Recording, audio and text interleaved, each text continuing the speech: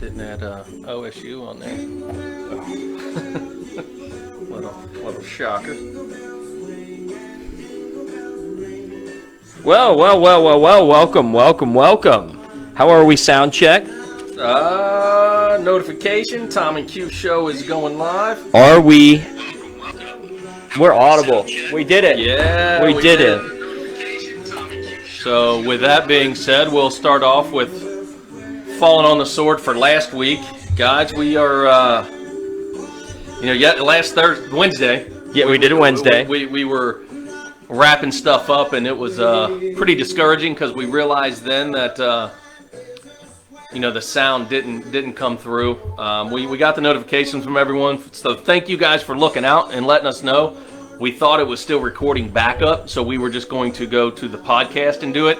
And then we found out with the advancements that we're trying to make, with better picture, better sound, we went to a new device to record us, and that trumped all sound, and it wasn't turned on. And quite honestly, you and I both talked about it. Like when we found out that we couldn't get it, felt awful for it because that rehearsal, for lack of a better way of putting it, was a phenomenal show, extremely informative for a great cause, and we totally dropped the ball. It's one of those things where it's like we try to do all these things, especially when we have guests, to make things a little bit better, and it's happened to us on quite a few occasions to where it's like, just idiots, just leave well enough alone.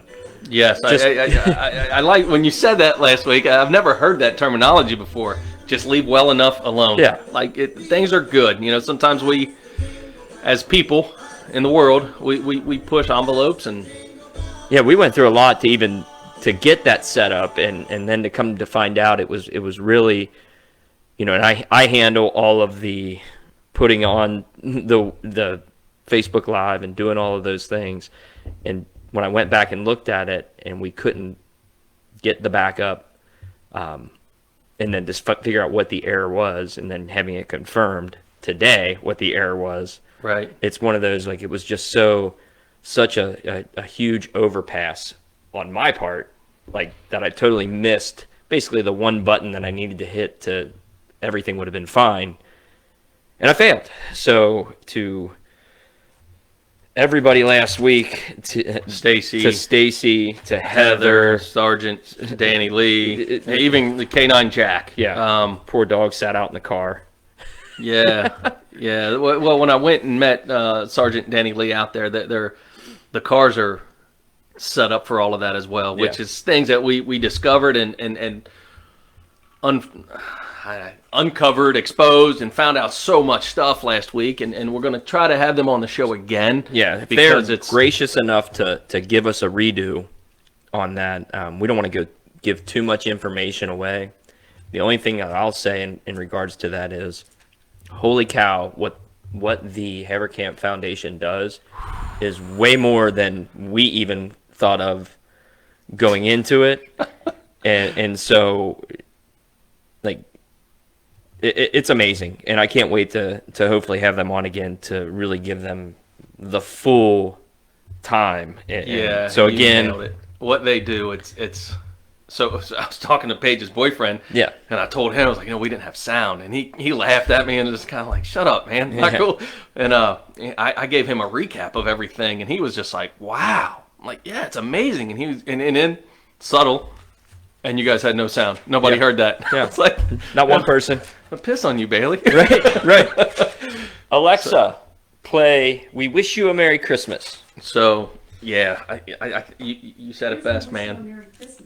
What we learned about the Haverkamp Foundation is just mind-numbing. It's inspirational. It's fantastic, and I'm looking forward to talking to him again. Yeah, and we totally, like I said, dropped the ball, so completely apologize for last week, but that's in the past. Yeah, we're here, episode 43. We're going to move forward. Yes. And have a lot this week. Tons, and in a short time to kind of cover it, right? So we don't have any wives here. No. Right? Covered option 1. No wives are here. Streak I don't know that we have time for them right now. The streak continues. Good job, ladies. Yes, so thank you to them for being there Not necessarily for not being here. Not for being here, but being there. Thanks to all the folks that have contributed to our show, kind of throughout the years. We kind of are rounding down, rounding third and heading for home, right, in 2021. So White Oak Productions, New Year's party, you got something going on, you need a DJ, planning for next summer, anything, hit them up. Fretboard Brewery, great time, especially now that you can kind of go inside, enjoy some of the smoked out barbecue, smoked out Cincy barbecue. They've got their winter brews and stuff out, plus their world-renowned beers that they have that are there. So go check those out. And then you have Local Legends. Yes. So show us what you got from Local Legends. Ryan, want to thank you, buddy. I got the package in time before I left my house this morning. So we will start with Local Legends, Tommy Q. Thanks for Local Legends being a part of your growing success. Stay warm with these hoodies. I know it says 614, but it's still Ohio. Weber, we love Ohio, baby. All of it. Even Cleveland a little bit, I guess, I don't know. Nope, we don't. But here's what Weber sent to us. The logo, you guys have seen it on there. It's got the Ohio in the LL. Legend 614. So this goes hand in hand with him backing Dwayne Cabe. Who's from Columbus. Who's right? Are they playing Columbus? No, Dwayne's he's a core ring guy. His partner in cornhole, who they are very competitive in the cornhole the circuit. 614. That is your Columbus area code for. So with them partnering up, and Cumberland is the last name of his cornhole partner. He's from Columbus, so they tour the nation, competing very highly. Makes sense. They represent the great state of Ohio, and this is part of their branding. And I like it. So I like with the support that Weber's showing them, and we're on board with supporting anybody from Ohio, and the great city of Cincinnati, the founders of cornhole are out there representing. So yes, and except for the Browns, I will not support the Browns or anything Cleveland. It was born and bred in me to despise them. You've heard the saying, cliche. The bell's there when it's brown, flush it down. That's pretty much my feeling on that. Yeah. But yeah, Ryan, thank you for sending the swag. There's a couple of things that I know you and your team are working on for us as well. Can't wait to see that. Really excited. And then last but not least, those handsome gentlemen from the Talby Suggs group. Boy, were they busy today. Oh boy. Trying to get a hold of those guys today was tough. It's 1:33 on December 2nd. We usually go on at 11 o'clock. Yeah. And I texted you last night. I said, hey, let's push it back to noon tomorrow because I had a closing that basically popped up with hardly any notice whatsoever. And then it got to the point where we got here. We started going through a couple of things that we'll hit on here in a few minutes. And then before you know it, it's like, shoot. And then you've got to be someplace over here at 3:15. And I'm looking at my watch. I'm like, man, this is going to be a short show today. But yeah, wow, we got a lot of stuff to talk about. We do. So let's go right at it. Let's jump right in.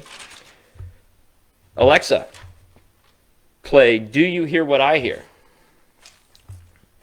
So as promised, guys, we're going to do the World Christmas Championship Song Countdown. We got our bracket of 64. We filled all 64. A few in the end we had to add. So it's going to be a neat bracket because a few at the end which weren't sent to us, so we had to add some teams. There's some pretty good songs. Yeah. Some powerhouse songs at the 15-16 seed. So going behind the curtain a little bit on kind of how we formed this, right? And thank you everybody that, whether it was through Twitter, Instagram, LinkedIn, Facebook, just text, whatever those were. Thank you for contributing. with that being said, I think what you'll find is as we went down that list, I got a call from Ryan Weber. Should we try to take him on the air? I think we can. Alexa, sorry. Stop. Local Legends only. Yeah, baby. Watch your mouth. You're live and on the air. You're live and on the air, my man. Oh, snap. Talking to a couple legends on air. What's up, gents? Mr. Weber, thank you for the sweatshirts, man. Those are awesome. You're welcome. I'm just hoping they were big enough in the arms to cover those pipes you got. Yeah, they will be for now, but I've been working pretty hard.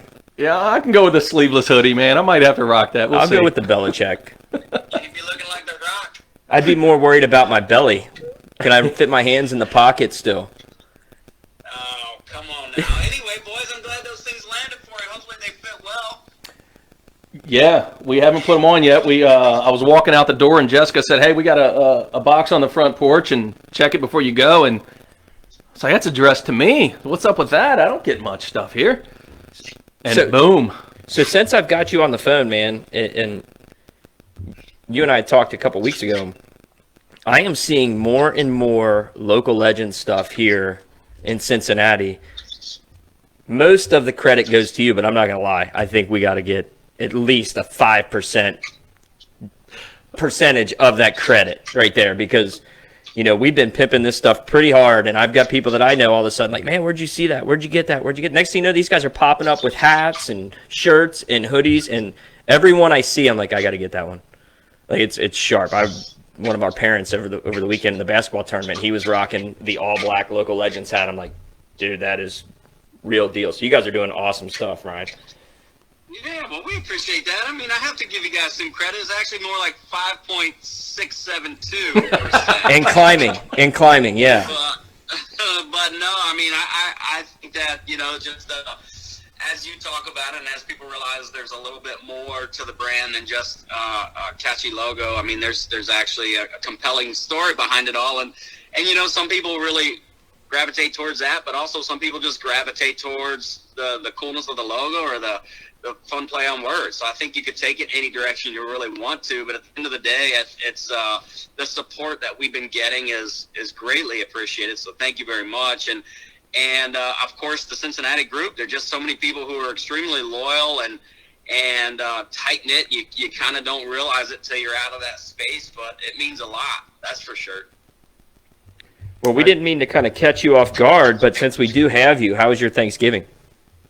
Oh, it was fantastic. I actually spent it in another beautiful state called Indiana. I don't know if you guys are familiar with that area, but I made it up to Cincy one night, and then we migrated over to Columbus, Indiana. Columbus, Indiana is the home of Cummins diesel engines, believe it or not. So that downtown Columbus area is pretty beautiful. They're known for their architecture, and spent some time over there with family, and then made it back to beautiful Raleigh, North Carolina, in which it's about 72 degrees and sunny today, so I am not wearing a hoodie. You know, it's today. Not cool. Today and today only, it's about 62 degrees currently. Tomorrow, I'm sure that's all going to change. Yes. Yeah. So we'll be well prepared. I'm actually contemplating getting on a boat today, so. Keep talking, man. You're really hyping up our audience and letting them, you know. That's great. No, it was good. It was good. I hope you guys had a wonderful Thanksgiving as well. We did. I actually spent some time in Indiana. My sister lives in West Harrison, Indiana, so I was over there. Not quite Columbus, not that far. Yeah. Columbus is a beautiful town, though. I've been there. You're not kidding. Yeah, it's kind of quaint, but it's kind of cool. But while we're talking about Thanksgiving, Q, I know that you had made a trip up north and probably brought yourself back a Christmas present and your daughter there. And so how is she doing? Oh, she's doing great, man. We flew her back Sunday, so she's got 3 weeks at school, and then she'll be back home for Christmas. She's doing great, man. She's got her local Legends gear up there as well, so she's rocking that and exciting. That sounds, yeah, man. It's really good. We're moving to the cornhole space a little bit as well. And believe it or not, there's a limited edition local legend. I'll have to show you guys some images, but there's a wholesale distributor out in Lake Tahoe, California, who has a limited edition Local Legend logo shirt that they're actually selling and representing. So we're slowly but surely starting to take over the world. Yes. Yeah, our ultimate goal is to get a Local Legend shirt to Hans in Frankfurt, Germany, who downloads our podcast every week. So, Hans, if you're listening, buddy, let us know. We'll get you a Local Legend shirt. Yes. Hans, tell us what size you want and consider it done. Can't wait to hear from Hans. That's fantastic, man. So, you're a Cincinnati guy. We got you here. We just got done kind of introducing. Yeah, the timing's incredible because we just got done showing off the new swag you sent us. Yeah. And I looked down and my phone's ringing. So I don't know if you were watching or if it was just coincidence. Well, ironically enough, I got out of a meeting and I was getting in my car. I'm on my way to the next one. And I accidentally hit Facebook, the app on my phone. And when it popped up, it was, it was the Tom and Q show. So I touched it. And you guys were literally holding up a Local Legend hoodie. Yeah. So I was like, I got to call. I didn't know if it was live or if it had already posted or what, but I thought I wanted to call it and just check in to make sure they're, the right size and that kind of stuff. Yeah. Well, you're not alone, and that's typically how other people find us, too. They just happen to accidentally hit their Facebook button, and we just kind of pop up, and there we are. We're popular. I meant that in the most self-degrading way possible. Like, oh, man, what is this? No. I'm here to pump the tires, baby. I'm just, you know what I mean? I know people are itching and scratching and clawing to turn that app on and see you guys smiling. I love it. Love it. Yeah, so what were you going to say, Tom? I'm a Cincinnati guy. Cincinnati guy, we just, we've kind of been hyping this world championship of Christmas songs, and I'm sure you put yours in. What did you put in? And just for that, I'll let you behind the curtain and let you know exactly what seed that song came in. What's your favorite? What's your favorite Christmas song? I want a hippopotamus for Christmas. So that made it to the list, okay? And that particular song is, scrolling here, I'm going to need Quentin's glasses. With my readers. Yeah. My old man glasses. You shouldn't have to scroll that far. It's got to be 1 or 2. No, it's actually a 5 seed, and I think it's a 5 seed out west. So believe it. Okay, how do we pump the tires on that one and get it up to like 1? So, we were talking about it's not going to go to the 1 seed. I mean, the tribe has spoken, when it comes to that, and just be thankful that you made the field of 64, at that point. And maybe I tell you what, I do see that as a sleeper. In your brackets, you normally see that 5 seed break through. We might have a 15 beating a 2 seed. So, once they're out there and they're all on the board, man, the best song will prevail. Yeah, and that's why they'll be world champions. And okay, so, without telling on myself, I got a couple questions for you. First of all, how many more votes does it need to leapfrog number 4, number 3 to get right up in that 3 spot? That'd be my first question. And second of all, can I call all of my friends and family and tell them to resubmit their vote? So here's how this will work. Voting is closed. However, it's now head to head, and we won't divulge on who I Want a Hippopotamus for Christmas is actually going to go up against. But we will have basically 32 games that'll go up as a poll on our page where people can vote. And then we will take, once that's done, we haven't decided a specific deadline on that yet. We will take that deadline and move the necessary songs up to the round of 32. So to answer your question, yes, you'll have another opportunity to vote. So you want to really hit your family and friends to vote for I Want a Hippopotamus for Christmas come round 1 in that round of 64. Yep. So just share that post of where it is and hype it up and let all your friends vote for that, and that'll let it win. Yeah. Okay, well, here's what I want to do. I'm going to extend an offer out there. You ready for this? Oh, bribery. Absolutely, we're going to bribe somebody on this one. That's the only way to get things done. So here's what I'm going to offer up. Once everybody listens to this and they push I Want a Hippopotamus for Christmas to get up and into that 1 and 2 spot, in the next round, we're going to win. I want you and Tom and Q, I want you guys to choose one random winner, and now I will send a hard koozie, like for a slim can or a bottle, a local legend hard koozie. I'll send it to the Tom and Q headquarters, and you guys pick and hand out a hard koozie to one of those individuals who voted for I Want a Hippopotamus for Christmas. Got it. So let me just make sure we're clear on this. So is this if Hippopotamus wins, maybe if and when I Want a Hippopotamus for Christmas wins the World Christmas Song Championship, at that point are we taking entries, or are we taking entries right away saying, hey, if you voted, let me know if you voted for I Want a Hippopotamus for Christmas? From the first round. Yeah, that head-to-head matchup, right? Yeah.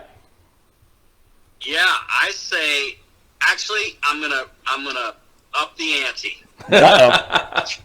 I say we're gonna start taking those individuals from right now, moving forward, all the way to the championship, and I'm gonna donate 2 koozies, and you guys get to pick 2 different winners. Okay. Nice. I like it. I know our audience of 12 people, they are extremely excited about it. So we appreciate that. I'm sure we kind of caught you off guard. That's okay, but let me also say one more thing. Yeah. Booze is not included. No. Just the koozie. Yeah, just the koozie. Weber's never off guard, man. He's all ready for anything. So again, I got another question for you, and this is going a different route.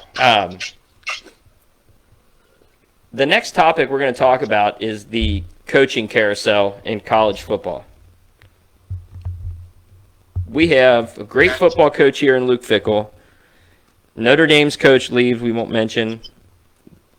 Lincoln Riley takes the job out at USC. A lot of moving parts here. Have any thoughts on that? Yeah, so I don't know all the rules and regulations. So if I'm speaking out of line, somebody can correct me. I'm not trying to do that, out of negligence. But it's my understanding that somebody like the previous Notre Dame coach obviously went and interviewed while he was still an employee and still technically the head coach of the Notre Dame football team. So this individual was out soliciting or being solicited to or what have you, but went out and then accepted an offer and then came back to that school in which he was employed. And by the way, he recruited a bunch of players and told them a story about how probably he was dedicated and he wanted to build a future. And I'm sure all of those things were true when he made those comments. But I guess my point is, I think in the NFL, you're not even allowed to do that unless you're technically not employed by an NFL football team as a head coach. Then you can go out and have those conversations. So for me, the NCAA, if they're allowing that to happen, shame on the NCAA, because you're going to keep getting what you're getting because these individuals are making a lot of money. And not that I'm mad at them for making a lot of money. It is what it is. That's what the market is willing to pay.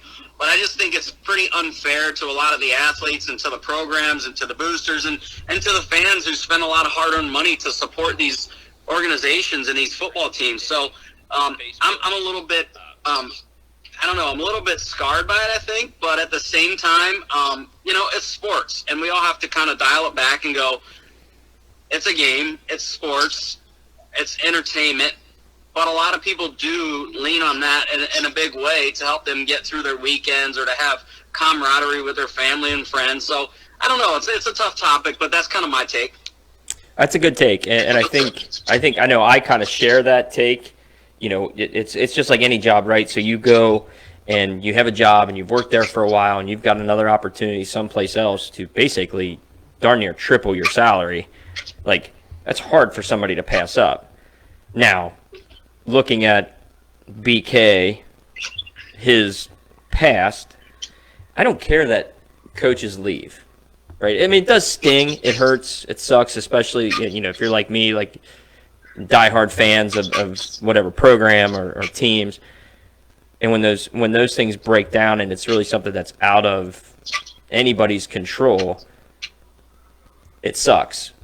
But I don't understand from the NCAA perspective.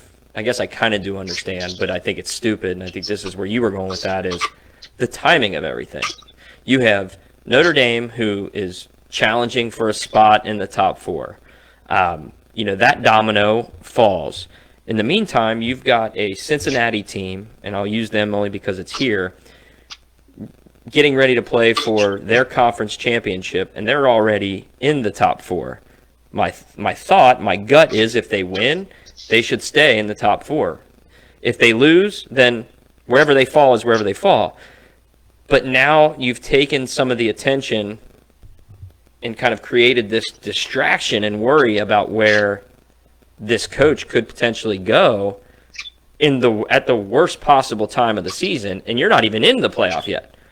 So I think something needs to be done, mandated, something about whether it's tampering, whatever it is. There needs to be basically a no call, no contact list or no contact period for these coaches at minimum until their regular season, conference season is over. Yeah. I would probably lean into that a little bit more and even say, for those individual coaches who, and by the way, it's no different than any professional career, right? If you've worked hard and you've proven success and somebody's willing to take you to the next level, whether it's financially, whether it's, whatever that next level looks like, everybody deserves to continue on at a trajectory where they feel they're, completing their life cycle of employment or whatever it may be. They're just growing as an individual. So I don't want to hinder anybody from having that opportunity. But I think, like you were saying, the timing of the sport in and of itself, especially as a head coach, one thing that you preach and one thing that you try to do is develop individuals to be better people and to consider, their team before themselves. And so I think the coaches also need to do that and maybe having something in place where these individuals can't move around like chess pieces during certain times, especially if they're competing for some sort of next level, a championship or, a conference championship. Once they've gotten that far, they have to be locked in. And little devil's advocate to that situation is I'm LSU sitting here. I know I've already let Ed Ogeron go. I don't care about Notre Dame's problems. I don't care about USC's problems. I don't care about Oklahoma's. I don't care about anybody's problem. I need to find my next head coach because I need to get on with business. Hey, BK, you want to come down here? I sure do. Come on, let's go. I don't care about Notre Dame's problems because I need to look out for LSU. So that's kind of I think that's the biggest obstacle. LSU, if you're going to let a coach go, that's the consequences, and you have to wait till bowl season's over. Yeah, I think that's one of the consequences, but there's also workarounds too. You have an early signing period right now to where these people have to hit the road running for recruiting. Mm-hmm. There's no saying that you couldn't take that window and move that back. Right. That would be the easiest of the whole thing. And say, hey, look, we're not allowed to contact you from this point to this point. I can contact, or if it is, make it school specific. Like the way some of this stuff sounds, if you listen to some of the news, Brian Kelly was out in L.A. recruiting for Notre Dame. When he left there, he was now recruiting for LSU. Like, or was he? Well, sure, right? But if you're getting, I guess there's a level of protection. There's a level of integrity. I guess there's many buzzwords that can be utilized in these certain situations, but one thing I would say too is they need either close it off and shut it down, or it needs to be completely exposed and transparent. Meaning, the minute that the ex-head coach of Notre Dame will put his 2 feet on the campus of LSU, everybody should know about that. I agree with that. That way, everybody is on board. Everybody is recognizing that he's considering this. Everybody knows. That way there's nobody that doesn't know this is potentially going to happen, could happen, but it may not happen. No, I think that's an interesting idea, and they use it for the players, the students, when they have this transfer portal. Why not have a coach's transfer portal? And that way, if a coach is interested in leaving or a coach is interested in another job, you have to put your name into this portal. And unless you're in that portal, you can't go. I like that. And like I said, even one step further is once you actually show up on that campus, it has to be reported, documented, and exposed to everybody within the NCAA. Well, I think it's crazy. Players, I agree with that. players, sports information directors, everybody. That way, nobody's caught off guard if it does happen, and if it doesn't happen, there's no harm, no foul. Yeah, but at here's- least people know. Oh. At least people and players know your mentality, your thought process. Because if you look at somebody who's never moved, they've been at the same place for 25 years, but they can prove they've never stepped foot on another campus. I can tell you this, from a recruiting perspective, I bet a lot of players would gravitate towards somebody like that. I was going to go there with Luke Fickell. That was my take on Luke Fickell and the integrity piece, man. That's so either whether they stepped on another campus or they coincidentally booked a vacation in the same hotel and they had organic conversation. I think any contact needs to be logged. But yes, for a coach to sit down and say, hey, my track record is I haven't even stepped on another campus. I'm here to build something special here. Do you want to come play for me? Yes. But I think we all know, and we're not naive to the fact that everything here is all optics and all semantics. So you could have a BK situation, a Lincoln Riley situation, Luke Fickell, whatever it is, and they say, oh, I haven't talked to Notre Dame. Well, no, he's not lying. He hasn't talked to Notre Dame, but he's got 8 people that are working for him that have. Yeah. And that's how the stuff with Brian Kelly, no, I haven't talked with LSU. But the deal was worked out. My agent did. My agent and my attorney have everything that's needed. Yeah. And I'm not going to lie. Like, I'm not a giant Notre Dame fan. Or I wasn't. Let's put it that way. I wasn't. But to see that happen to them the same way that it happened to us Bearcat fans when BK left, I'm not going to lie.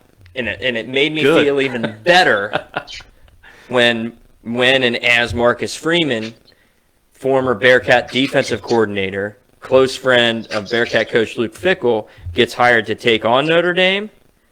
Stick it to Notre Dame. Good. Now I hope I hope that Notre Dame and Cincinnati play in several national championships. I want Marcus Freeman and that Notre Dame program to have unlimited success as long as they are not playing Cincinnati. I want LSU to basically drown in the Pontchartrain River. Not the people, but you get my drift. Yeah. That's good. And Weber, man, I know we caught you off guard. And if you got to run, man, let us know. Oh, no, I was just, like I said, in between meetings, had a little windshield time, as I always do.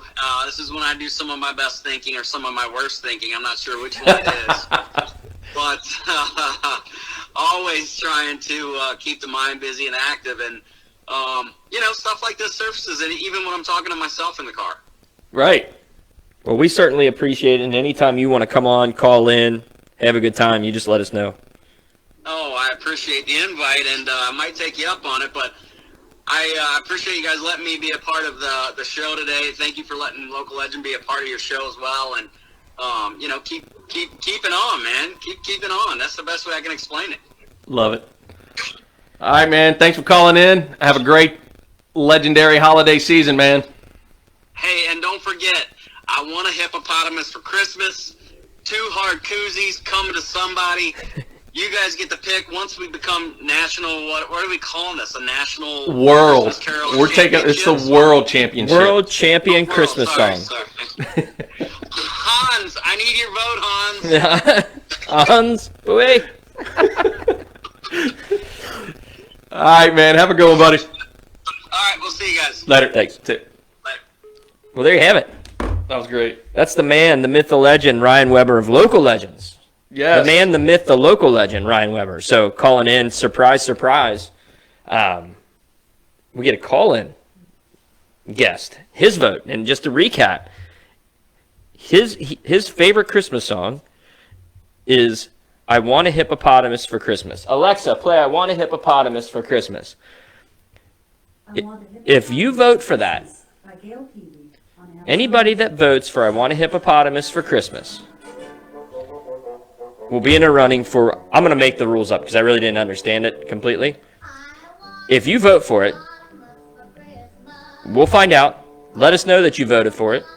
You'll be entered into a drawing to win one One hard. I believe it's a skinny can. Yes. Like a Mick Ultra can koozie. Local Legends koozie. I've seen them. They're pretty cool.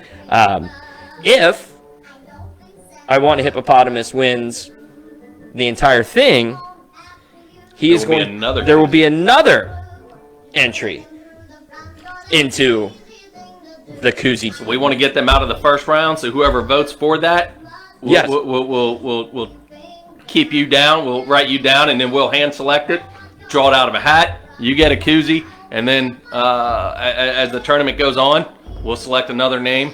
If I Want a Hippopotamus, if they win the whole thing, it's got 2 koozies coming right at you on the table. Yeah. So I don't know what you do with that. I mean, I'm not. The only thing I know what to do with that is I got to lobby for Drummer Boy because that's my favorite song. There's, as the lobbying began for our favorite song, I don't know.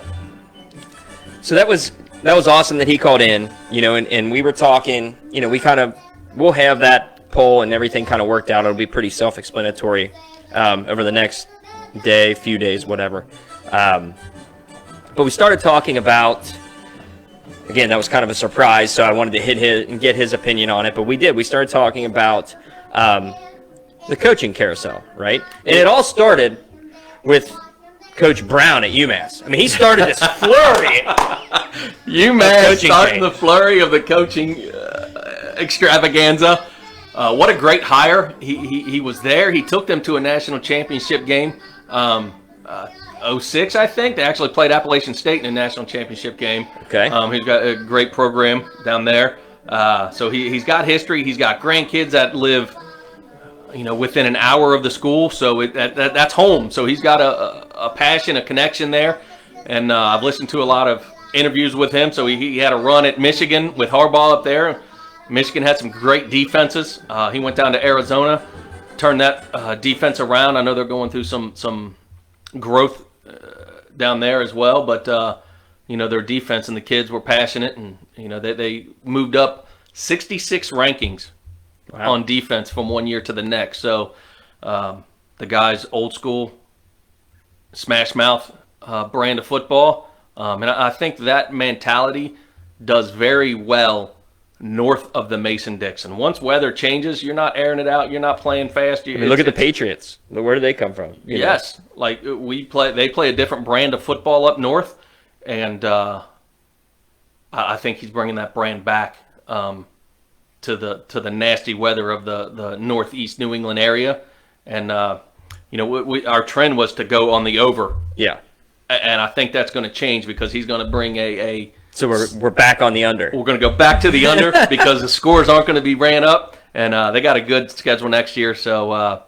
it's hilarious because I can't remember if I was listening to a radio show. I can't remember if it was Dan Patrick or where I heard it, and his name came up and how he's the new coach of UMass, and I'm like, nice. Without talking about UMass over the last 10, 15 weeks that we've done it, I'm like, I wouldn't have cared. Wouldn't even have, right. But that name caught my ear, like UMass, like, what? Yeah. We're trendsetters, man. It's like, yeah. we made UMass famous. Bring it on. So he starts this flurry, and then you have the situation where, you had USC, and I'm speaking from a local perspective, being a fan of Cincinnati. You had USC, who a couple of years ago hired Mike Bone, who was the athletic director at Cincinnati. Mm-hmm. They hired him at USC, so the USC job comes open, and immediately the first name, right, is Luke Fickell, and their whatever relationship, whatever they had, that the national media sees them as having some connection, right? My understanding is there wasn't that much of a connection. When they hired Luke Fickell, it was pretty much a no-brainer, mm-hmm. right, to hire him here, which proved to be true. So Mike Bone did exactly that. So, but there is some fear there. It's a big school, and your thought is, well, how would Luke Fickell do recruiting out west? Because he's done an excellent job recruiting, the tri-state area, which right. we claim to be, one of the best high school football areas in the country. Yes. I think that's proven to be true. Whereas Tuberville never recruited here. That still bothers you, huh? Yes. Luke Fickell comes in and just crushes this area, right? And he can get into places. So it's like, how would he do out there? But, it is big money, and a lot of times money talks. You're a little nervous about that. And then the news breaks that Lincoln Riley, all of a sudden, Lincoln Riley's going to USC. Like, whoa. He's got a pretty doggone good job at Oklahoma. Yeah. SEC, they only lost 2 games this year. They were being mentioned earlier in the year as potentially going undefeated. They run the state of Oklahoma until this year, and he's leaving. And I could be wrong on this, and you could look it up. I feel like he played football at Oklahoma. If not, he's coached there for a long time, and you have Boomer Sooner, Bob Stoops, who when he steps down, hands the reins of Oklahoma football to Lincoln Riley. Yeah, so they're tight, and then he's the interim there, right? Yeah. So they're still looking. Oklahoma's still looking for their coach.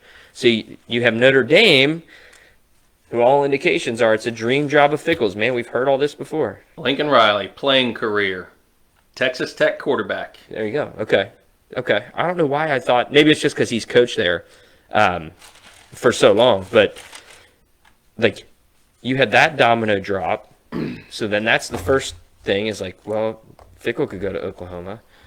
Then you have Virginia Tech drop, and not that Virginia Tech is a better place than, say, Cincinnati. It's just a bigger, currently a bigger conference.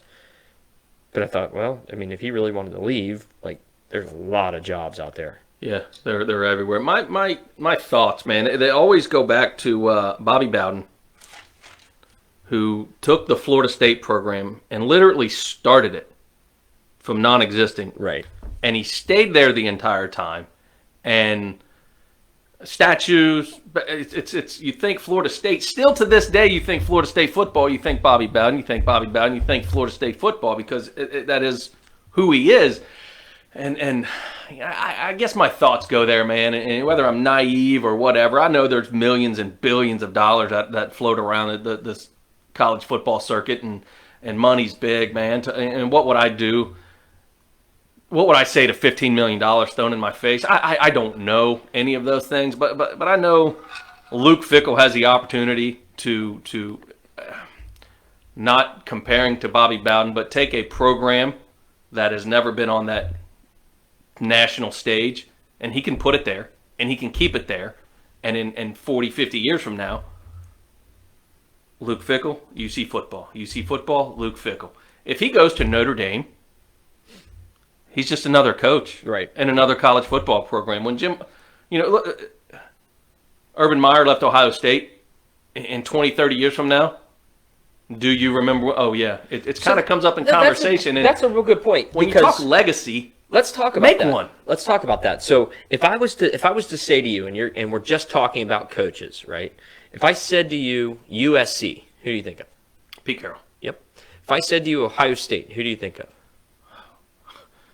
I kind of got a Cooper for whatever reason, because as a time younger guy, yeah. I'd probably go more to Woody Hayes. Yes, just because yes. all the footage and everything, and the same thing when you see Michigan. Yep. Who do you think of? Bo Schembechler, right? Yes. Bear Bryant. Yeah, Bear Bryant. And I think that's kind of changing. I think the Bear Bryant, the Nick Saban, like I think you're seeing. But our generation is probably a hybrid, but our kids' generation, it's Nick Saban all day, every day. So if I said Notre Dame. Four Horsemen. I'm a Lou Holtz guy. Lou Holtz? I go to Okay. Lou Holtz. I would say me too, from our generation, Lou Holtz. Newt Rockne. Yes. I don't say Brian Kelly. But he's the winningest coach at Notre Dame. Right. So I think there's something. That is true. I think there's something to that legacy. Yeah, right. as a nation, I think the love affair with Notre Dame football is gone. It's just gone. They're not who they once were. Because when we grew up, they had their own TV network. They had their own licensing. They had everything. Where would you rather live at the end of the day? Cincinnati, Ohio, or South Bend, Indiana? Yeah. I think for you and I, it's no contest. But right. I think for any average person, it's there. That's kind of a side topic. But I think the love affair for Notre Dame, unfortunately, it's gone. And that's why Brian Kelly can be the winningest coach in Notre Dame history and still not even be mentioned as right as a thought. Like you even talking about like Oklahoma, I'm thinking Bob Stoops, right? Right. And we talked about Alabama and you Switzer. Go, Yeah. You can go, yeah. You can go on and on and on about these, and like, just really doesn't. Again, I'm not a Notre Dame fan, and maybe I'm jaded just from the past. I am a Notre Dame fan. Always have been. So when I was a kid growing up, that's who I got introduced to football. So I got that sentimental value as a kid growing up. I watched them all the time. So Jerome, that's my favorite college football program is Notre Dame. That's an interesting conversation that we just kind of came up with, kind of off the fly.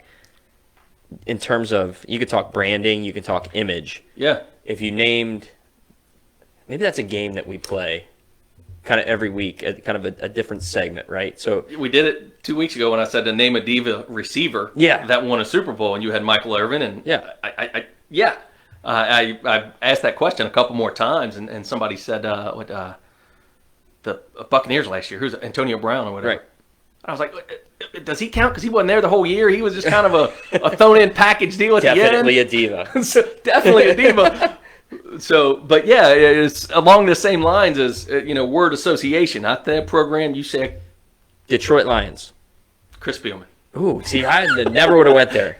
Never would have went there. Barry Sanders. Yes, that would have been my first. Yes. Yeah. Chicago Bears. Oh, sweetness. Walter Payton. Right. And so, like, you have these images in your head of these. I might be one of like 10 people on the planet that would say Chris Spielman for the Detroit Lions, but hey.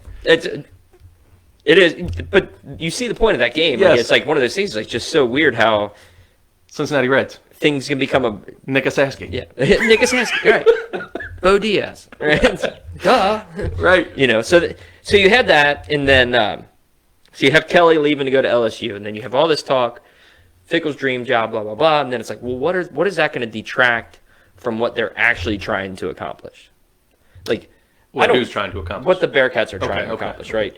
And they've got their biggest game of the year Saturday, and you've got this hanging over their head, and it's like, really? And being a Cincinnati sports fan, it's one of those things. It's like, man, can we catch the break? Yeah. Right.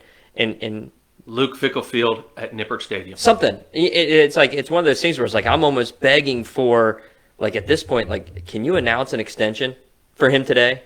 And yes, you know what I mean? Like Cincinnati is a hotbed for college football athletes. It's in his backyard, his front yard, both of his side yards, his neighbors' yards.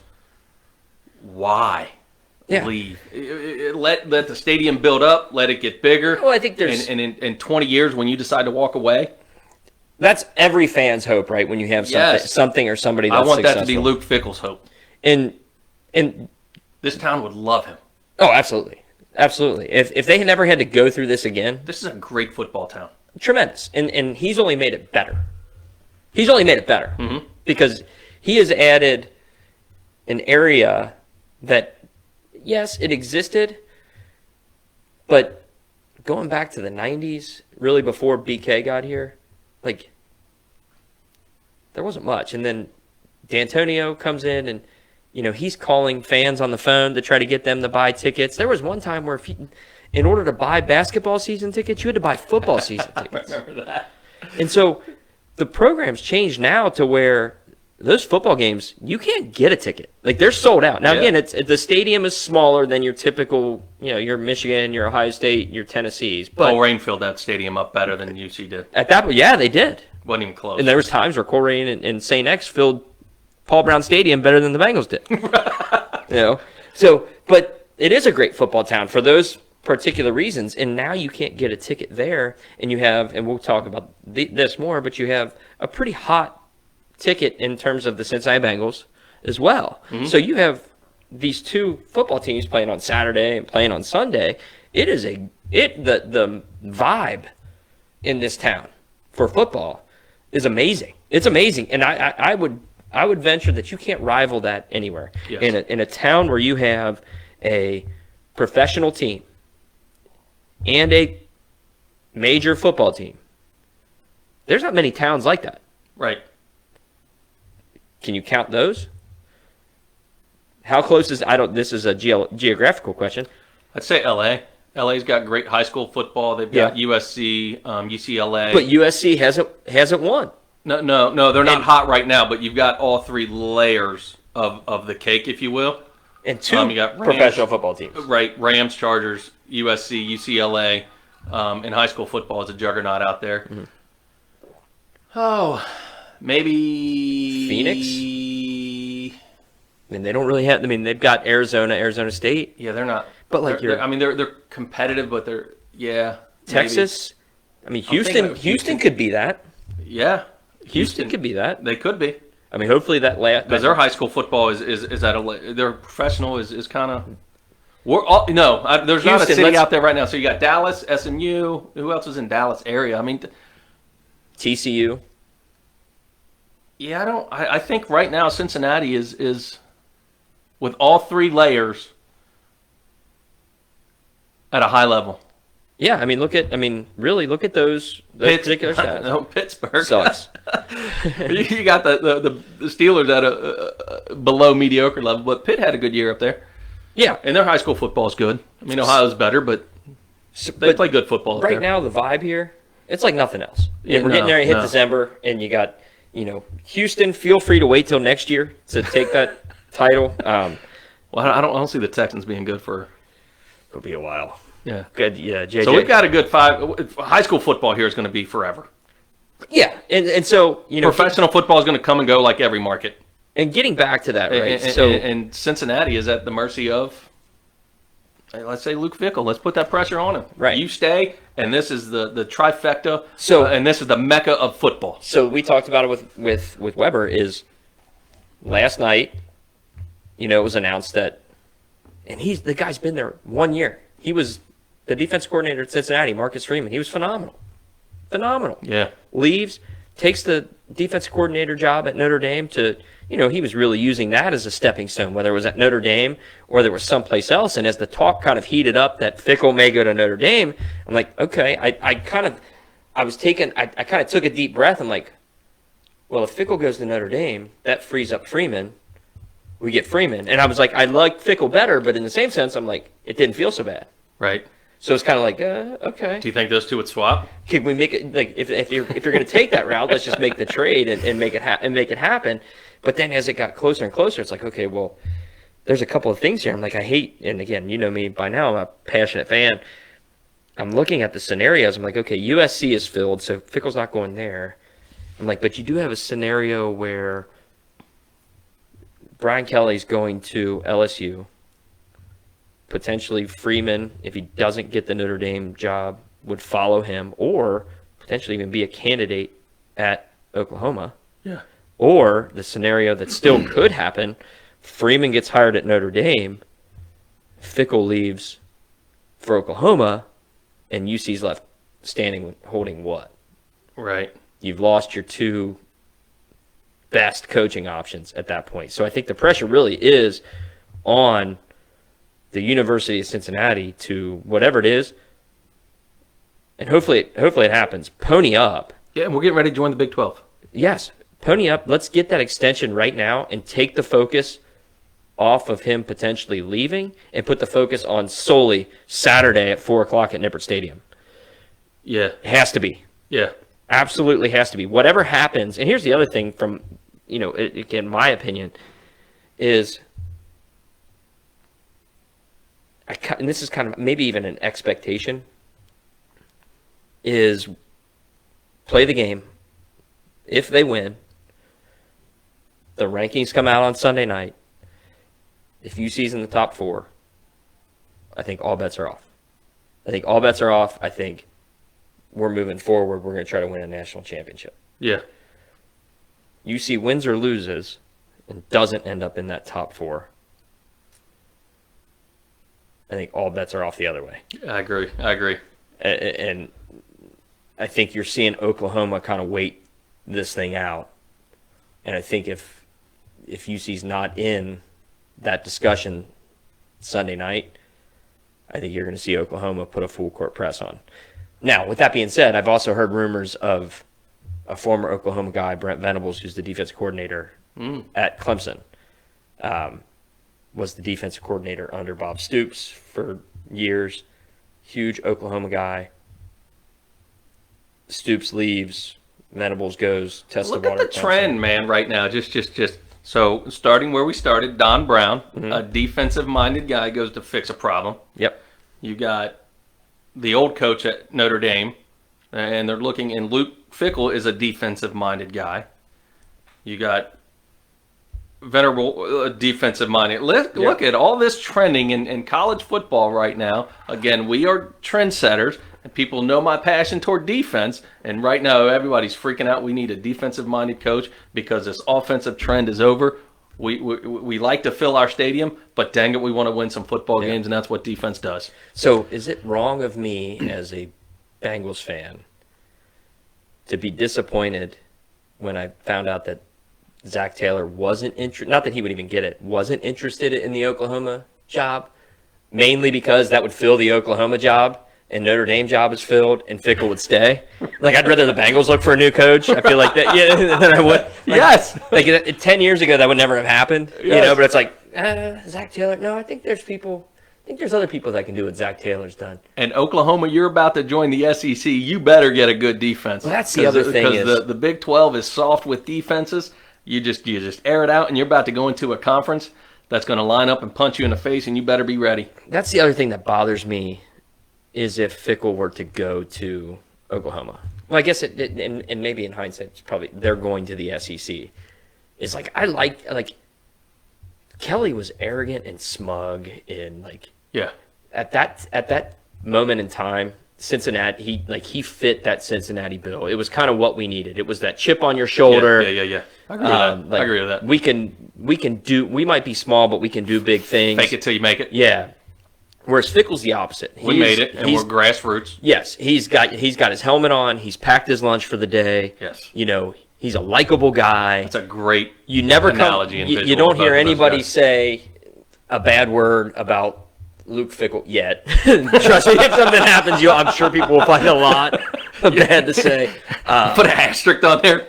Yeah. But even subject to change. That being said, if they were to make it to the playoff, and he decided, and this is going back in time, and that Notre Dame job was open, and he took the Notre Dame job in between that time frame, I would be less upset and angry at him than I was when Brian Kelly left. Yeah.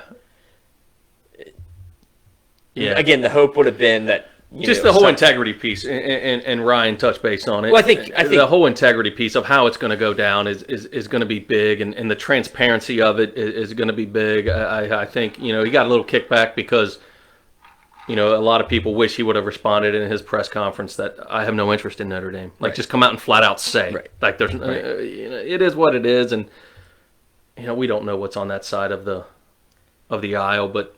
We'll see. I think, kind of going back to my original point, is Bobby Bowden did it, and we need more people like that. Yeah. Just you know what? I'm going to stick around for the long haul, and when my time is done with this sport, I'm going to go down as this is who my identity is next to. And Luke Fickell has that chance because he's never head coached anywhere else. He was up Ohio State, the interim. But the university, down here. Loyalty is a two-way street. It is. So the university has to do their thing, right? They have to do their part as much as a Luke Fickell and even a Brian Kelly does. Yes. Because those guys can be, just like Ed Orgeron, who just won a national championship 2 years ago. LSU bailed on him. Right away. Yeah. Right? And you've had certain. And you wonder if there's other behind-the-scenes things with. Sure. Where's he in this conversation? He'd be a great fit at Oklahoma. Correct. He'd be a monster fit in Oklahoma. Yeah. If I were Oklahoma, I would. He would be great at UC if Luke decides to leave. I'd love to have that guy as a coach.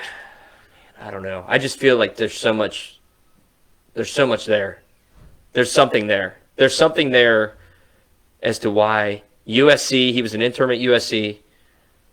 They let him go. He seems like a great guy. He seems like a stand-up guy. Yeah. And then I guess I'll trust Joe Burrow, right? And maybe if that was the case, I'd trust Joe Burrow. What do you think about Coach O? Right? Yeah. Love Coach O, blah, blah, blah. Okay. I'd sign on. you know what I mean? Yeah. Like, so hopefully it doesn't come to that. But, the report was that Notre Dame, which was the one that everybody was the most scared of, they've got their coach. Good for him, and I'm super excited for that game. Like I said, I mean it. I will be way more of a fan of Notre Dame right now with Marcus Freeman at the head than I ever would have been when Brian Kelly was there. Yeah. Alexa, play Hark the Herald Angels Sing. Segue. So this is brought to you from White Oak Production. Yes. So as of right now, he's still the coach. He's going to coach on Saturday. I hope those players get their focus on, because I think it would be tremendous for the city. And I'm not going to lie, like I would line up and try to get wherever they end up. I want to go. I want to jump, whether it's drive, whether it's fly. I want to travel. I want to get that opportunity to see. We should know. We probably Google what the bowl games are for the. Yeah, it's out there. Yeah. But where they, who knows where Arizona, where they end up. Tempe, who knows? I would do that too. Yeah. But so that comes out. They have got a big game. So let's talk more about the football aspect of things, right? So they come out last week and just kicked the dust right out of SMU from the word jump, just blasted them, right? And so this week they've got it's a different opponent. They're ranked 21, yeah. So their defense is going to be put to the test. There's rumor that the Bengals are looking at Sauce. dude's a stud. Yeah, he's first team he's All-American, All-Conference. I saw something come out. He's definitely All-Conference. He will be an All-American. Yeah, he's one of the top. He'll be top. He'll be. The reason I'm mentioning that is Houston likes to throw the ball, and they like their offense to move the ball. So, but what's funny, and I saw this post on Facebook. It was from I don't know if it was like Sports Illustrated or whatever, but they called him the most bored cornerback in all of college football. I heard that because he literally lines up, backpedals, goes back to the line. Lines up, backpedals, goes back to the line. Like, nobody even goes his way. Right. And then last week, what happened? They tried, and it was like, nope, he's like, if you didn't believe before that kid can play, yes, he can play. He can play. So, yeah, that would be, I'd be a huge fan of Gardner late in the first round. Yeah. Hopefully it's the 32nd pick. Yeah, the 30s. Yeah, this is a 32nd pick. Hey, Super Bowl champs. Yeah, just got better. Hey, they get the last pick. Yeah, we're gonna take this guy out of Cincinnati. We've seen enough. We've seen enough of him. I don't see him lasting that long. So, what do you think about the playoff numbers? The seeds come out on Sunday. Tuesday, right? No, this week's the last one, so they come out Sunday. Okay. You've got a Georgia team that's number one. I think regardless, they stay where they're at. Now you've got a Michigan team who looked awesome against Ohio State. I think we talked about this several times. The Big Ten just continues to just whip itself. Yeah, we got to worry about Michigan getting out of the Big Ten. Yeah, and so so we've talked trap games plenty, and Notre Dame, not Notre Dame, they're on my mind right now. Michigan that was a big win. And they jumped everybody. That was a big psychological win. That was a big monkey off my back win. That was a big, if they exhale this week, and they will lose to a good Iowa football team, and you know what? Michigan, you're not. So I'm going to go sidetracked here, but Joe Burrow made the greatest comment that I've ever heard from a Bengal, and they were asking him about beating the Steelers, and he just, we're 2-0 against the Steelers. That's not our objective, right? You know, I'm paraphrasing. Yeah. That's not what we set out to do. Like, we're 2-0 against them, and so be it. That's not. He didn't get hung up on that. And where I'm bringing that in is I hope Michigan doesn't get hung up on that Ohio State win, and I hope they conduct business. I'm not a big celebrate small victory guy. Yeah. I'm just not. It's just but not they who I am. celebrated pretty hard. And in our previous conversations, we talked about it when the Bengals beat the Ravens. Yes. And, from my standpoint was the NFL to win a game, and I'm sure it's the same way in college, but to win a game in the NFL, no matter who you're playing, it's hard. Yes. In college, I don't know if that's the same when you're running up against, UMass, right? Those are games that you kind of get your backups in. Well, in the NFL, the backups don't play a whole lot unless somebody's hurt. Right. Like, you don't get those big, giant blowouts on a regular basis. Typically, the games are within a score, 2 max. Yes. right? So it is hard for an NFL team to line up and win any game on Sunday. That's why you have the saying, any given Sunday, right? Yeah. So that was my standpoint of, like, I'm fine with as long as you're doing that every single time. As long as you're doing that every single time you win, I'm okay with that. And for the most part, the Bengals do, but that one felt a little bit excessive. And then what did they do the following week? They came out and laid an egg, right?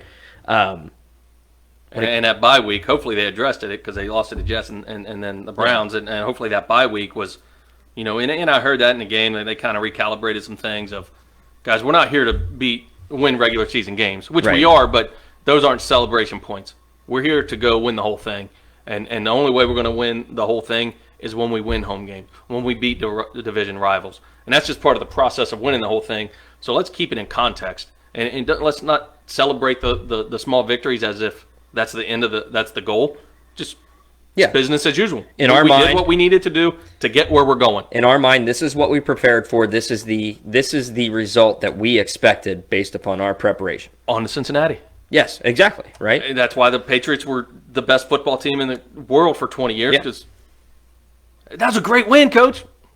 On to Cincinnati. It was a great win for you. But we got it's a great win. We're going to enjoy this for the next 2 hours, and then we're going to get. We'll see if Michigan falls in that trap. Correct. Man, I mean, so let's play that game, right? So let's go with, we have Michigan, we have Georgia, Michigan, Alabama, Cincinnati, Oklahoma State, Notre Dame.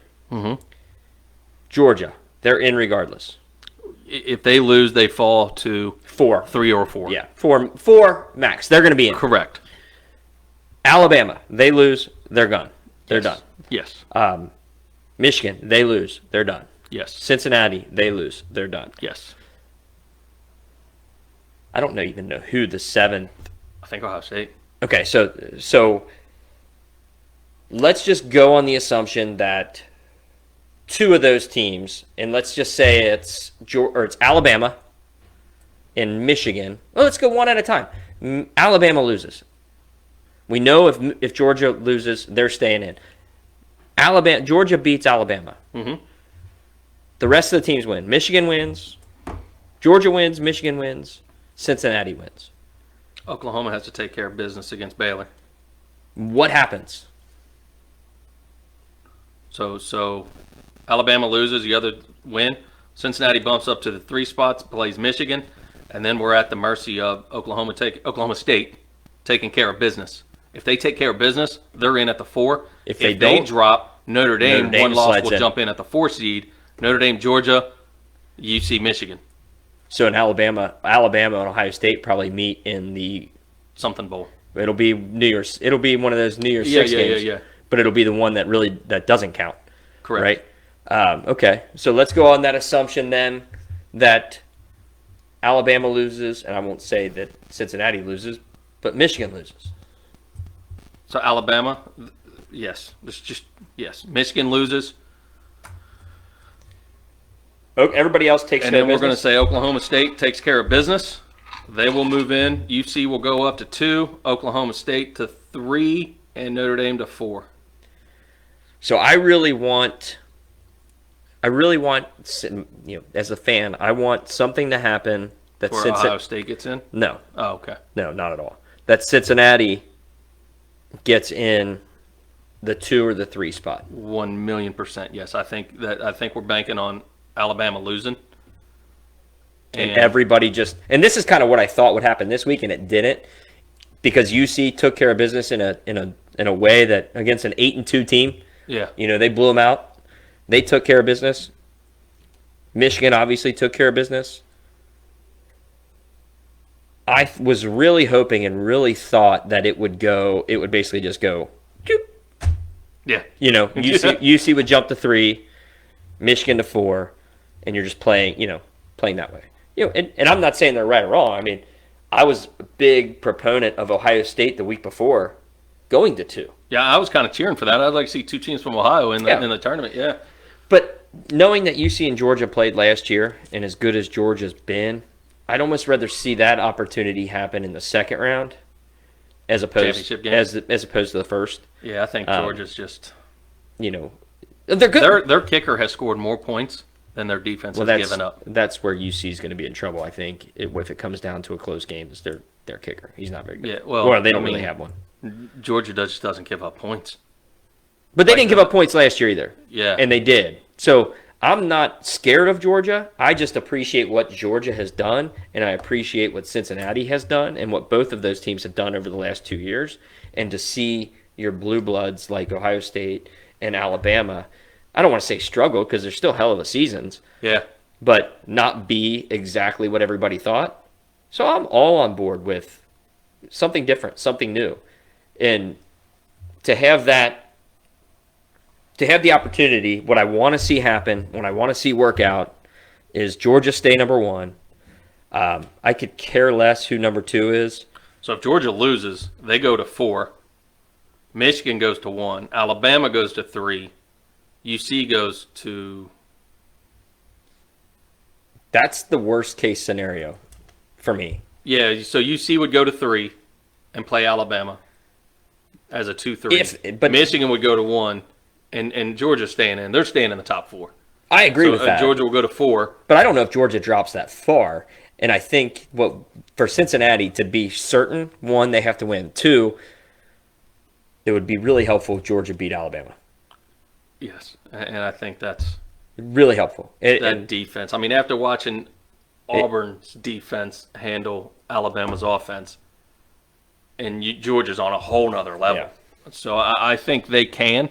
It also wouldn't hurt my feelings. But Saban's so good. I know. It wouldn't hurt my feelings at all either if that happened and Michigan lost. Because then all of a sudden, now, take a deep breath, because you know Alabama's going to be gone. Michigan's not getting in with 2 losses.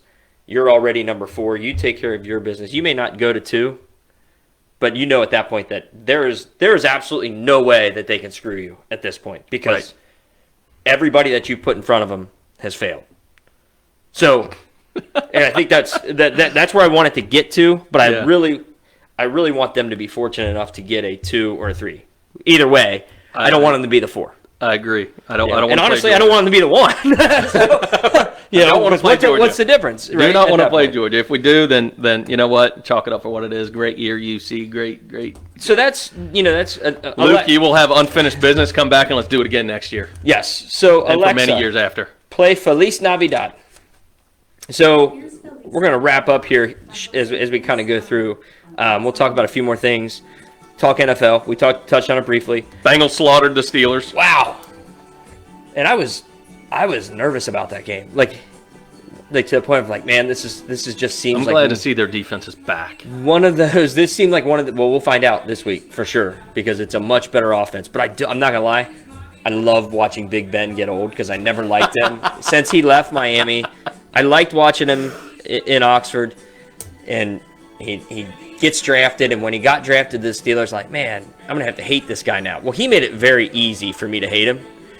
And to watch him get old and slow 2 times against the Bengals was absolutely phenomenal. And you know what else is kind of potentially cool about that whole Pittsburgh situation? Is Steelers. The Steelers are the Steelers, man. They're going to win. They're going to play 500 football. They're good, right? Their defense takes them far enough to where they're going to be relevant toward the end, because that's just what they freaking do. Ben is not. He can't come back next year. So all this winning they're going to do is going to push them down the pipeline of getting a good quarterback in the draft. So what happened? Don't take games. There's going to be some real free agent quarterbacks out there. Yeah. Aaron Rodgers is out there. Could you see him going to the Steelers? Russell Wilson potentially could be out there. So Steelers will go on a veteran guy, and depending on situation, Deshaun Watson is going to be out there somewhere. Maybe. He's got all that legal stuff pending out there, but he still hasn't been charged. So now, he potentially could be there. There's a lot, and that makes me the most nervous, is putting them with a quarterback that's even the Browns. Who knows if they ride Baker with Baker? They're doesn't seem happy up there. I feel good having a quarterback. I feel a lot better having a quarterback and them not. Yeah. Right? Yeah. You know the Ravens, they're always going to be in with Lamar Jackson.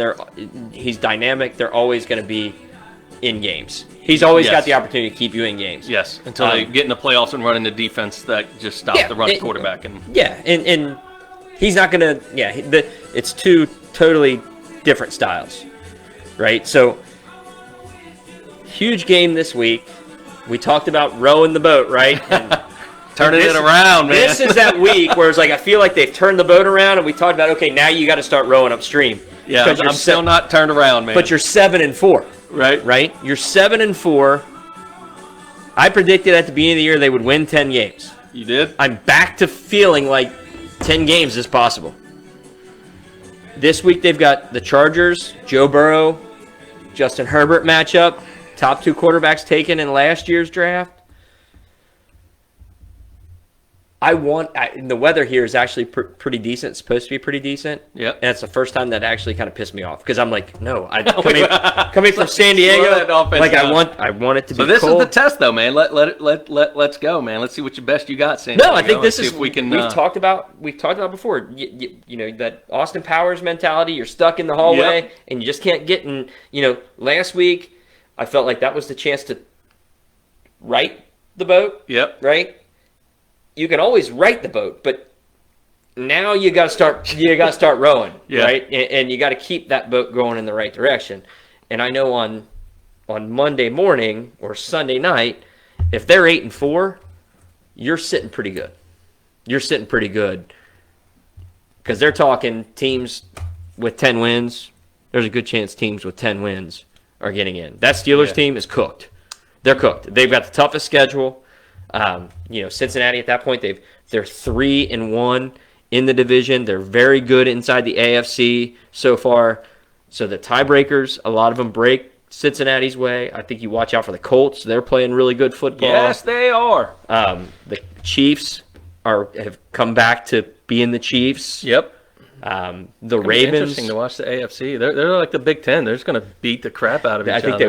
I think they will. Alexa, play Little Drummer Boy, Josh Groban. So that's going to be interesting. So they play the Chargers, the Browns and Ravens, I think, have each other this week. Yep. I just can't. Is that right? Or did they play last week? They played last week. Ravens beat them soundly. So. No, it was 16-10. It was good. Yeah. It was an ugly game. That was very ugly. Very ugly. Yeah, 3 interceptions. Yeah, they had 5 turnovers in like 5. Yeah, that was an ugly. Ravens Steelers. Okay. So that's going to, regardless, that's going to be a headbanger. Yep. Then they got the Packers, then the Bengals, then the Rams. Ravens don't have an easy ride. No, they don't have an easy ride at all. None of the teams in the North have an easy ride. Man, their schedules, all 4 teams' schedules are full, are loaded from Chargers, Niners, here and here. So we don't have to go out west. That's pretty cool. No, they've got 4 out of their. How many games are left? Then we go to Denver. Then the Ravens come here. Kansas City comes here. And then we go to Cleveland to kick their teeth in for redemption. I hope so. Yeah. And I just can't. I can't root for. That's not a difficult ride. It's always difficult. It's not an easy ride. It's always difficult when you're but here. Looking at that Baltimore's finish, man, that's tough. I mean, you've got the Chargers, who they're right in the mix too. Yep. San Francisco, who's playing with Deebo Samuel, is playing off the hook good right now too. The Ravens, that's a division game. That's tough. The Browns, that's going to be tough. Who was the other one that they've got? 49ers? I said the 49ers. Chiefs. Yeah. And, yeah, that's... Who knows what you're going to get. Yeah. But I think that's what we need to test that defense. Yeah. I mean, it should be good. So I'm excited. I'm back on board. I want to see 8-4 after this week. Feel like you kind of get over the hump and it's like, okay, take a deep breath. And then hit the gas. Yeah. And now you're pushing for a month of trying to get the best position because they still have a chance to get home field advantage. Yeah. And can you imagine in January if the Bengals have home field advantage throughout the playoffs and Cincinnati Bearcat football is playing in the college football championship on New Year's Eve? And Winton Woods goes up and wins state? Yeah. Yeah. This town will be buzzing with excitement. Yeah. So, Luke, sit back and enjoy it, buddy. Stick around. Yes, it'll be awesome. So, man, we cut that right on time. So, yeah. I got a heart out today. Toby Suggs group calls investing in those guys and what they do Yes. for us, and what they went through this morning, and putting everything together so we could be here. They kind of held us up and got us off to a late start, but Talkers they are. They're talkers. thanks to those guys, and duty calls today. So Yeah, so don't forget, we're going to be putting out there. We'll have that out there in the next day or two. Jake Haverkamp, Happy birthday! happy birthday, Don't brother. think we forgot about it. What are our stats, man? We didn't do a podcast last week. That's another. It's one of those things I don't heartbreaking. even want to look at it. Jake, happy birthday, man. Yes, and I'm sorry we missed that off the get-go. Jake, we do wish you all the best. Thanks for watching. We love you, brother. Yes, we're looking forward to next week where we'll have some answers to all of these questions, I think. Yeah. Right? We're going to have our world champion. We'll have the next round. We'll have a couple rounds done by next week in terms of the world championship Christmas song. We're going to find out which one's the best. Hippopotamus equals koozie. Equals koozie. Thank you, Ryan Weber, for us calling him and him actually Yeah. picking up. That was awesome. That was a cool experience. And again, apologize last week to Heather, Stacy, Danny, the Haverkamp Foundation for how that worked. We want to get you back on. We want to do that again. We want to treat that as a rehearsal now that both Q and I are more informed. The next show we feel like will even be better than the show that nobody saw. Right. Yeah, we were shell-shocked last week with all the great information. So, yes, thank you all. Thank you so much. Enjoy your Christmas shopping this week. Send us, vote on our poll. Like they said way back when,